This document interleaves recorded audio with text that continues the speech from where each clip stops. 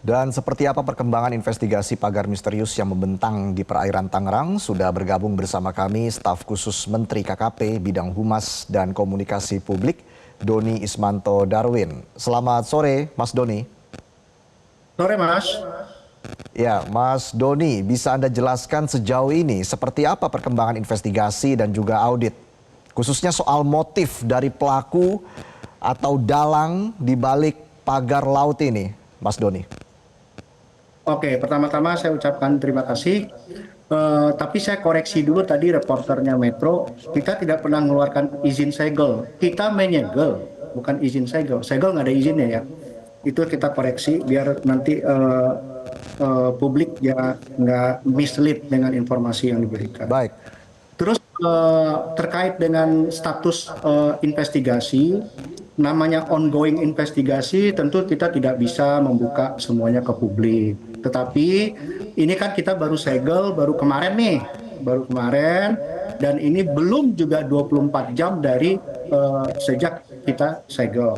Tetapi ketika penyegelan terjadi, di lapangan kita sudah mulai melakukan pengumpulan keterangan dan bukti-bukti dengan mulai mewawancarai masyarakat sekitar tentang proses bagaimana itu bisa terbentang sampai 30 km dan sebagainya. Jadi ini masih kita mencari melakukan investigasi awal, Mas. Jadi yang namanya investigasi tidak bisa semuanya dibuka.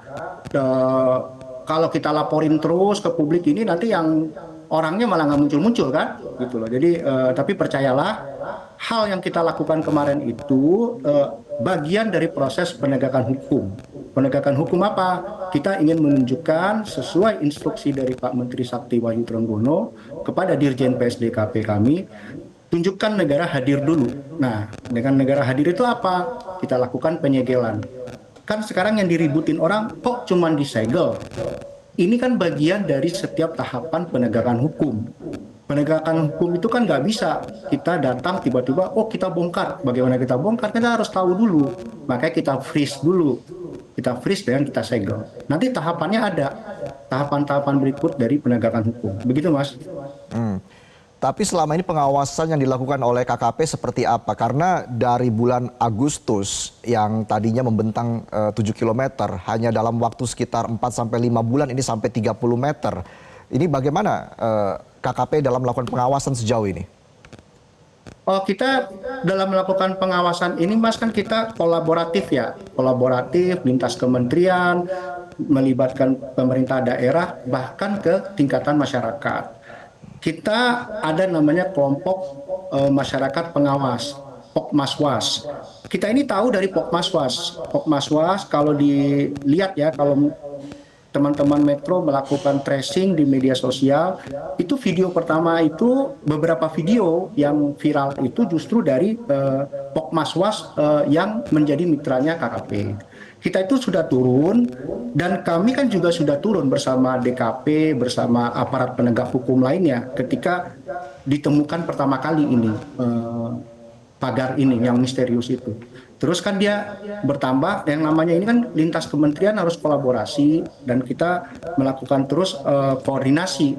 Karena kan KKP itu sesuai dengan amanah Undang-Undang Cipta Kerja, kita punya wewenang untuk perizinan kesesuaian pemanfaatan kegiatan ruang laut.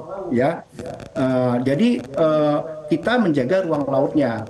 Nah, kan di situ juga ada terlibat unsur-unsur dari pemerintah daerah dan sebagainya. Dan mungkin kita sudah menjalankan porsi kita gitu.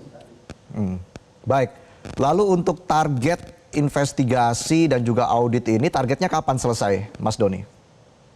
Seperti yang sudah diinfokan oleh Dirjen PSDKP ketika melakukan penyegelan kemarin, kita memberikan waktu 20 hari. 20 hari kepada siapapun yang merasa memiliki aset itu untuk ke KKP.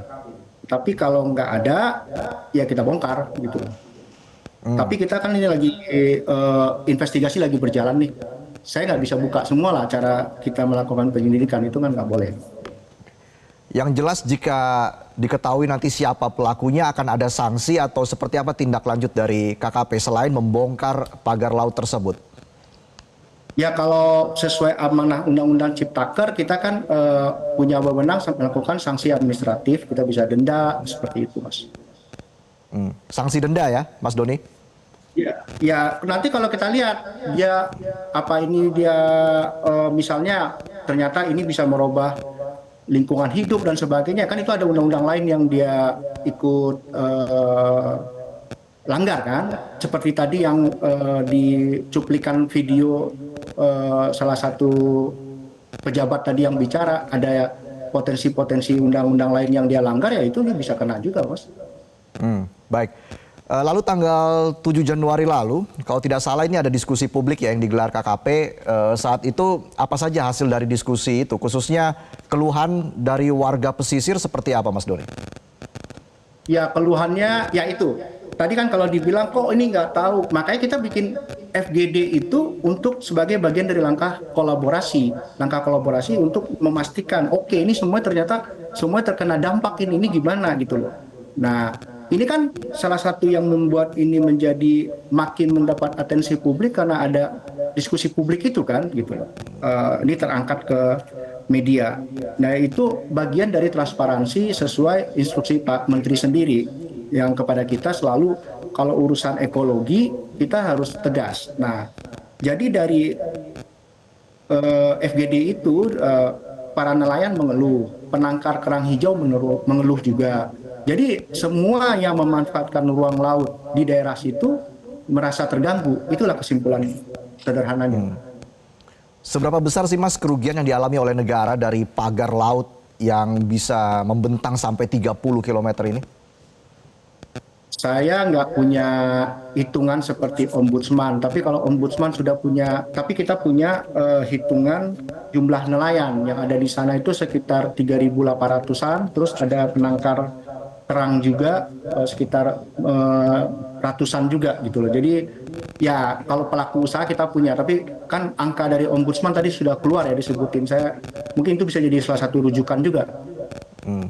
Sejauh ini pelanggaran-pelanggaran apa saja yang ditemukan oleh KKP dengan adanya pagar laut yang membentang 30 km ini, Mas Doni? Kalau sesuai Undang-Undang Cipta Kerja dan sesuai dari tusi KKP, mereka melanggar perizinan pemanfaatan ruang laut dengan tidak memiliki KKPRL atau kesesuaian kegiatan pemanfaatan ruang laut. Nah, itu yang mereka langgar. Itu lingkup amanah kami sesuai Undang-Undang Cipta Kerja ya. Karena Baik. siapapun yang memanfaatkan ruang laut dengan kegiatan menetap itu wajib mengantongi KKPRL karena rezimnya rezim perizinan seperti itu. Baik, kita akan nantikan seperti apa perkembangan investigasi dari pagar laut ini yang membentang sampai 30 km. Terima kasih staf khusus Menteri KKP Bidang Humas dan Komunikasi Publik, Mas Doni Ismanto Darwin, sudah memberikan keterangannya bersama kami dalam Metro hari ini. Selamat sore. Jelajahi cara baru mendapatkan informasi. Download Metro TV Extend sekarang.